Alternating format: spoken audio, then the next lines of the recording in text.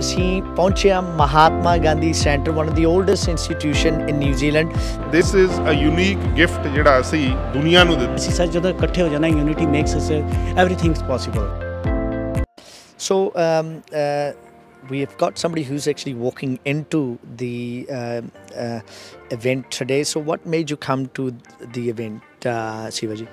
As our Indian Prime Minister has announced International Yoga Day, then from there we are celebrating in a yoga events everywhere in the world, which is good for health. For it's a traditional yoga is a traditional exercise kind of a thing for Indians. So Indian High Commission has started this in New Zealand. So ਜਿੱਥੇ ਆਪਾਂ ਸਾਰੇ ਜਾਣਦੇ ਹਾਂ ਕਿ ਦੁਨੀਆ ਭਰ ਦੇ ਵਿੱਚ ਸਭ ਤੋਂ ਪੁਰਾਣੀ ਟ੍ਰੈਡੀਸ਼ਨਲ ਜਿਹੜੀ ਐਕਸਰਸਾਈਜ਼ ਆਪਾਂ ਕਹਿ ਸਕਦੇ ਹਾਂ ਟਾਈ ਚੀ ਦੇ ਨਾਲ ਜਿਹੜੀ ਆਯੁਰਵੇਦਾ ਆਪਾਂ ਜਾਣਦੇ ਹਾਂ ਸਦੀਆਂ ਤੋਂ ਇੰਡੀਆ ਦੇ ਵਿੱਚ ਚੱਲਿਆ ਆ ਰਿਹਾ। ਨਿਊਜ਼ੀਲੈਂਡ ਦੇ ਵਿੱਚ ਵੀ ਜਿੱਥੇ ਜਿਹੜੇ ਹਾਲ ਦੇ ਵਿੱਚ ਆਪਾਂ ਖੜੇ ਆ 100 ਸਾਲ ਹੋ ਗਏ ਨੇ, ਉਹਨਾਂ ਨੂੰ ਵੀ ਆਪਣੀ ਹੈਰੀਟੇਜ ਨੂੰ ਲੈ ਕੇ ਸਾਡੇ ਕੌਂਸੂਲੇਟ ਜਿਹੜੇ ਨੇ ਇੰਡੀਆ ਦੇ ਆਨਰਰੀ ਕੌਂਸੂਲੇਟ ਸਾਹਿਬਾਨ ਪਰਦੀਪ ਢਿੱਲੋਂ ਸਾਡੇ ਨਾਲ ਨੇ। ਚਲ ਸਾਹਿਬ, ਜਿੱਥੇ ਇਹ ਹੁਣ ਟ੍ਰੈਡੀਸ਼ਨ ਬਣ ਗਈ ਆ, ਮੈਂ ਦੇਖਿਆ ਕਿ ਹਰ ਸਾਲ ਹੁਣ ਇੱਥੇ ਕਾਫੀ ਵੱਡਾ ਇਕੱਠ ਹੁੰਦਾ ਹੈ। ਇੰਡੀਅਨ ਹਾਈ ਕਮਿਸ਼ਨ ਜਿਹੜੀ ਆ ਇਸ ਦਾ ਹਿੱਸਾ ਬਣਦੀ ਆ। ਤੁਸੀਂ ਵੀ ਬੜੇ ਚਿਰਾਂ ਤੋਂ ਜੁੜੇ ਹੋਏ ਹੋ, ਕਿਵੇਂ ਮਹਿਸੂਸ ਹੋ ਰਿਹਾ? ਇੱਕ ਤੁਸੀਂ ਬੜਾ ਰਾਈਟਲੀ ਕਿਹਾ ਕਿ ਹਜ਼ਾਰਾਂ ਸਾਲਾਂ ਤੋਂ ਇਹ ਪ੍ਰਥਾ ਇੱਕ ਬਣੀ ਹੋਈ ਹੈ ਜਿਹੜੀ ਸਾਡੀ, ਇਹ ਇੱਕ ਇੰਡੀਆ ਦਾ ਗਿਫਟ ਹੈ ਦੁਨੀਆ ਨੂੰ ਯੋਗਾ। ਸੋ 2015 'ਚ ਯੂਨਾਈਟਿਡ ਨੇਸ਼ਨਸ ਨੇ ਡਿਸਾਈਡ ਕੀਤਾ ਕਿ ਜਿੱਦਾਂ ਜਿੱਦਾਂ ਸਾਡੀਆਂ ਲੋਕਾਂ ਦੀਆਂ ਸਿਹਤਾਂ ਡਾਊਨ ਜਾ ਰਹੀਆਂ ਹੈ ਕਿ ਇਹਨੂੰ ਇੱਕ ਫੋਕਸ ਦਿੱਤਾ ਜਾਵੇ ਇਸ ਦਿਨ 'ਤੇ ਤੇ ਇਸ ਚੀਜ਼ ਨੂੰ, ਯੋਗਾ ਨੂੰ। ਸੋ ਉਸੇ ਤਰੀਕੇ ਨਾਲ ਅਸੀਂ ਉਦੋਂ ਤੋਂ ਹੀ ਲਗਾਤਾਰ ਹਰ ਸਾਲ ਨਿਊਜ਼ੀਲੈਂਡ ਦੇ ਵਿੱਚ ਇਹ ਮਨਾ ਰਹੇ ਹਾਂ। ਇਹ ਘੱਟੋ ਘੱਟ 30-40 ਫੰਕਸ਼ਨ ਹੁੰਦੇ ਆ ਆਲ ਓਵਰ ਨਿਊਜ਼ੀਲੈਂਡ, ਜਿਹਦੇ ਨਾਲ ਇਹਦੇ ਬਾਰੇ ਅਵੇਅਰਨੈਸ ਲਿਆਂਦੀ ਜਾਂਦੀ ਹੈ।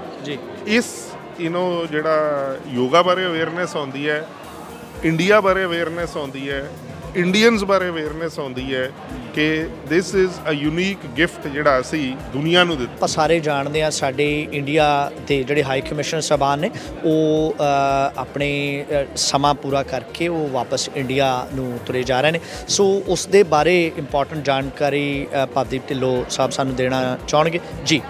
ਹਾਂਜੀ, ਇਹ ਤਾਂ ਪਾਰਟ ਆਫ ਦੀ ਪ੍ਰੋਸੈਸ ਹੈਗਾ। ਜਿਹੜੇ ਸਾਡੇ ਹਾਈ ਕਮਿਸ਼ਨਰ ਸਾਹਿਬ ਹੁੰਦੇ ਆ ਉਹਨਾਂ ਦੀ 3 ਈਅਰ ਟੈਨਿਓਰ ਹੁੰਦੀ ਹੈ ਅਤੇ ਉਹਨਾਂ ਨੇ ਬਹੁਤ ਹੀ ਸਕਸੈਸਫੁਲ ਟੈਨਿਓਰ ਪੂਰੀ ਕਰਕੇ ਆਪਣੀ ਜਾ ਰਹੇ ਹੈ ਅਤੇ ਵੀ ਆਰ ਅਵੇਟਿੰਗ ਅ ਨਿਊ ਅਪੁਆਇੰਟੀ।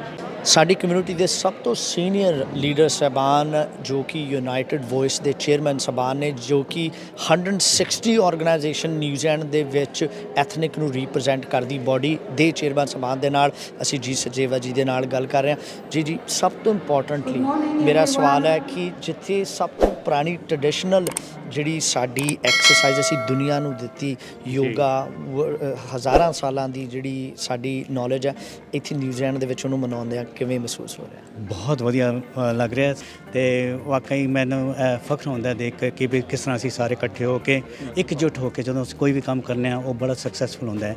ਉਸਦਾ ਇੱਕ ਰੰਗ ਰੂਪ ਇੱਕ ਇੰਡੀਅਨ ਡਾਇਸਪੋਰਾ ਜਿਹੜਾ ਅਸੀਂ ਬਣਾਇਆ, ਆਕਲੈਂਡ ਇੰਡੀਅਨ ਡਾਇਸਪੋਰਾ, ਉਹਦੇ ਵਿੱਚ ਬਹੁਤ ਸਾਰੀ ਆਰਗੇਨਾਈਜੇਸ਼ਨਸ ਇਕੱਠੀਆਂ ਹੋ ਕੇ ਇੰਟਰਨੈਸ਼ਨਲ ਡੇ ਆਫ ਯੋਗਾ ਅੱਜ ਮਨਾ ਰਹੇ ਨੇ ਇੱਥੇ। ਓਨੈਸਟਲੀ ਮੈਂ ਜਿਸ ਤਰ੍ਹਾਂ ਹੁਣ ਤੁਸੀਂ ਕਿਹਾ ਸੀ ਯੂਨਾਈਟਿਡ ਵੋਇਸ ਸੀ, ਉਹਦੇ ਵਿੱਚ ਹੀ ਦੇਖੋ 160 ਆਰਗੇਨਾਈਜੇਸ਼ਨ ਪਲੱਸ ਇਕੱਠੀਆਂ ਹੋ ਕੇ ਇਸ ਕਮਿਊਨਿਟੀ ਨੂੰ ਸਰਵਿਸ ਦੇਣ ਦੀ ਤਿਆਰੀ ਕਰ ਰਹੇ ਹਨ and they are bean achieving ਸੋ ਮੈਨੀ positive things for the community. ਅਸੀਂ ਸੱਚ ਜਦੋਂ ਇਕੱਠੇ ਹੋ ਜਾਣਾ, unity makes us everything is possible, ਕਿਉਂਕਿ ਇਕੱਲੇ ਦੀ ਆਵਾਜ਼ ਤਾਂ ਕੋਈ ਸੁਣਦਾ ਹੀ ਨਹੀਂ। ਲੇਕਿਨ ਹੁਣ ਜਦੋਂ ਅਸੀਂ ਇਕੱਠੇ ਹੋ ਗਏ ਹਾਂ ਅਤੇ ਸਾਡੇ ਵਾਸਤੇ ਫਖਰ ਦੀ ਗੱਲ ਹੈ ਕਿ ਅੱਜ ਅਸੀਂ ਇਕੱਠੇ ਹੋ ਕੇ ਇੱਕ ਇੰਟਰਨੈਸ਼ਨਲ ਡੇ ਆਫ ਯੋਗਾ ਇੱਥੇ ਮਨਾ ਰਹੇ ਹਾਂ। ਅਤੇ ਹੁਣੇ ਤੁਸੀਂ ਦੇਖੇ ਸਨਿਪਟਸ ਇੰਟਰਨੈਸ਼ਨਲ ਯੋਗਾ ਡੇ ਜਿਹੜਾ ਕਿ ਮਹਾਤਮਾ ਗਾਂਧੀ ਸੈਂਟਰ ਦੇ ਵਿੱਚ ਮਨਾਇਆ ਗਿਆ। ਸਾਰਿਆਂ ਨੇ ਫਖਰ ਦੇ ਨਾਲ ਇਸ ਦੇ ਵਿੱਚ ਹਿੱਸਾ ਲਿਆ। ਕੋਈ ਵੀ ਕਮੈਂਟ ਤੁਸੀਂ ਰੇਡੀਓ ਸਪਾਈਸ ਦੇ ਇਸ ਵੀਡੀਓ ਦੇ ਥੱਲੇ ਪਾ ਸਕਦੇ ਹੋ, suggestions. Thank you for watching. Subscribe now and press the bell icon. Never miss an update.